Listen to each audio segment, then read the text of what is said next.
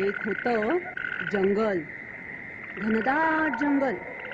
चिक्कार झाडं होती त्यात, मोठमोठाली, ही प्रचंड. वड, पिंपळ, आंबा, फणस अशी कितीतरी. एवढी दाटी होती झाडांची की दुपारी सुद्धा जंगलात ऊन उतरत नसे. सगळीकडे अगदी थंडगार सावली असायची. बिचाऱ्या सूर्यकिरणांना खालपर्यंत उतरायला जागाच नव्हती मुळी. दाट झाडीमुळे त्या जंगलात पशु पण खूप होते. त्यामुळे त्या जंगलात जायला माणसं घाबरायची.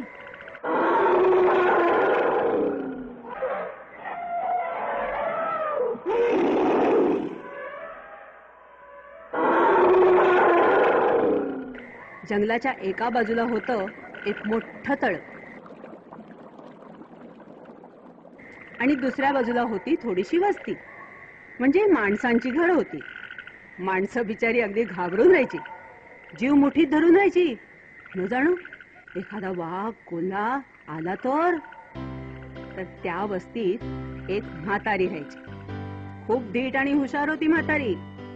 या म्हातारीला एक मुलगी होती. तिचं लग्न झालं होतं. ती मुलगी राहायची जंगलाच्या पलीकडच्या बाजूला, म्हणजे तळ्याच्या बाजूला. म्हातारीला आपल्या लेकीची आठवण झाली ना की म्हातारी जायची आपल्या लेकीला भेटायला. असंच एकदा खूप दिवस झाले, म्हातारीला आली आपल्या लेकीची आठवण. एक दिवस झाला, 2 दिवस झाले, लेकीची जास्तच आठवण यायला लागली. मग तिने ठरवलं की आता लेकीला भेटायला जायचं. मग तिने एक पिशवी घेतली आणि त्यात आपलं सामान सुमान भरलं. सामान म्हणजे काय तर कपडे आणि नातवंडांना खाऊ, आणि निघाली. आजूबाजूच्या लोकांना सांगितलं, बाबांनो जरा 2-4 दिवस लेकीकडे जाऊन येतेय, खूप आठवण येते, माझ्या घराकडे लक्ष ठेवा हं. आणि निघाली म्हातारी. हळूहळू चालत चालत निघाली आपली. जंगलात शिरली.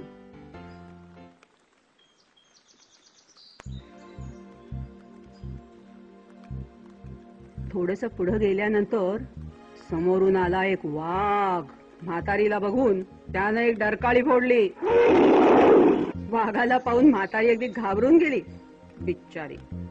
वाघ म्हणाला, हे म्हातारे कुठं चाललीस?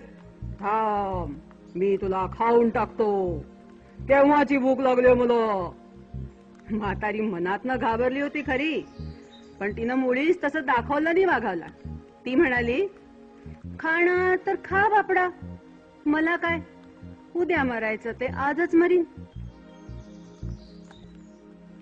मला खाऊन तुझं पोट भरणार असेल तर मला बरंच वाटेल, पण आता मला खाऊन तुला काहीच मजा येणार नाही.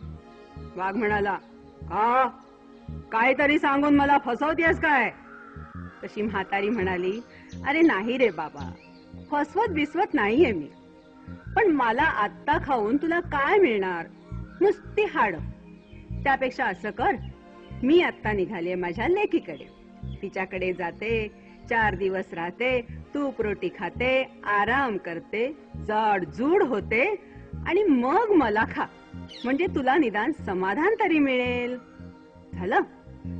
वाघाला वाटलं, हा हे मात्र खरं आहे. मग तो म्हातारीला म्हणाला, ठीक आहे ठीक आहे, तू जाडजूड होऊन ये, मग मी तुला खाईन. वर दम दिला. पण हे बघ म्हातारे, मला फसवायचा प्रयत्न करू नको, माझ्याशी गाठ आहे. म्हातारी म्हणाली, अरे हो रे बाबा, अगदी काळजी करू नको. निघाली म्हातारी पुढे.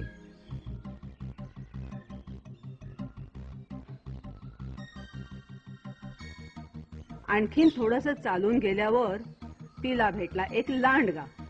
म्हातारीला बघून लांडग्याच्या सुद्धा तोंडाला पाणी सुटलं बरं का. त्याने तर खूपच दिवसात माणूस खाल्ला नव्हता. त्याला वाटलं या म्हातारी समोर उभं राहून नुसतं ओरडलं तरी म्हातारी घाबरून मरून जाईल. तो म्हातारी समोर जोरात ओरडला, पण म्हातारी कसली खमकी, उभी तशीच्या तशीच, काही मेली नाही. तो म्हणाला, म्हातारे बरं झालं तू आलीस, मी आता तुला खाऊन टाकतो. आपली म्हातारी मुळीच घाबरली नाही. तिनं वाघाला जसं सांगितलं होतं ना तसंच लांडग्याला पण सांगितलं. की मला आत्ता खाऊन तुला काय मिळणार, नुसती हाडं.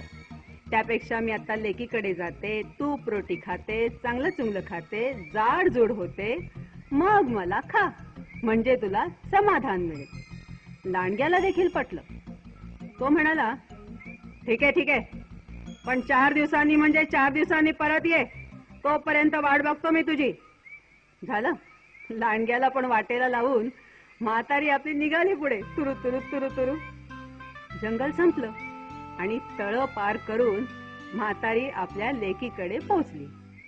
आईला आलेली बघून लेकीला खूप आनंद झाला. मिठीच मारली तिने आईला. म्हातारीचे 4 दिवस अगदी सुखात गेले. रोज वेगवेगळे पदार्थ खाऊन, विश्रांती घेऊन म्हातारी अगदी टुणटुणीत झाली.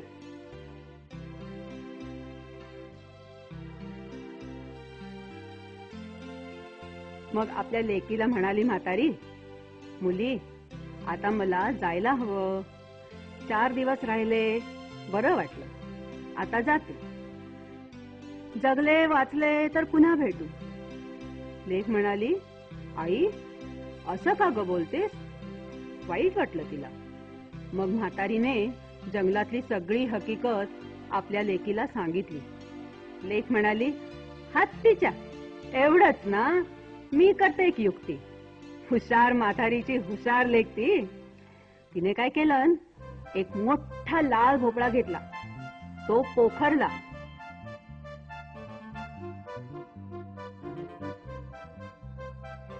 आणि त्यात आपल्या आईला बसवलं आणि दिलं पाठवून. भोपळा लागला जायला गडगड गडगड गडगड गडगडत. जंगलात शिरला. लांडगा वाटच बघत होता. त्यानं पाहिलं की एक भोपळा गडगडत येतोय. तो ओरडून विचारू लागला, ए भोपळ्या, म्हातारी पाहिलीस का रे कुठे? म्हातारी म्हणाली, म्हातारी बितारी मला नाही ठाऊक, चल रे भोपळ्या टुनुक टुनुक. भोपळा जोरात पळायला लागला. लांडगा कसला वस्तात, तोही लागला भोपळ्याच्या मागून पळायला.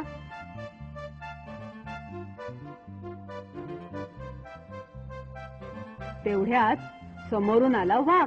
त्याने ओरडून विचारलं, ए भोपळ्या, कुठे पळतोयस? आणि एका झेपेत भोपळा पकडला. झालं. म्हातारीला भोपळ्यातून बाहेर यायला लागलं. तरी पण ती होती महावस्ताद. म्हणाली, हे बघा, मी ठरल्याप्रमाणे 4 दिवसांनी परत आली. आता मला कुणी खायचं ते खा, पण खाण्यापूर्वी माझं डोकं कोण खाणार आणि माझे पाय कोण खाणार ते आधी ठरवा. वाघ म्हणाला, म्हणजे काय, मी डोकं खाणार? लांडगा म्हणाला, नाही नाही, मी डोकं खाणार. वाघ म्हणाला, नाही नाही, असं काय, मी डोकं खाणार. लांडगा म्हणाला, मुळीच नाही, मी डोकं खाणार. झालं. 2 जण लागले भांडायला, अगदी जोर जोरात. भांडून प्रश्न सुटेना तेव्हा मारामारी करायला लागले. आणि आपली म्हातारी, हुशार अतिशय, हळूच गेली आणि भोपळ्यात बसली आणि म्हणाली, चल रे भोपळ्या टुनुक टुनुक, चल रे भोपळ्या टुनुक टुनुक. भोपळा लागला जोरात पळायला. लांडगा आणि वाघ बसले भांडत बावळटासारखे. भोपळा मात्र पळाला पळाला पळाला पळाला आणि जंगलाबाहेर म्हातारीच्या घरी येऊन थांबला. अशा रीतीने म्हातारी आपल्या घरी सुखरूप येऊन पोचली. बघितलंच मुलांनो, न घाबरता थोड्याशा हुशारीने कितीही मोठ्या संकटावर कशी मात करता येते ते.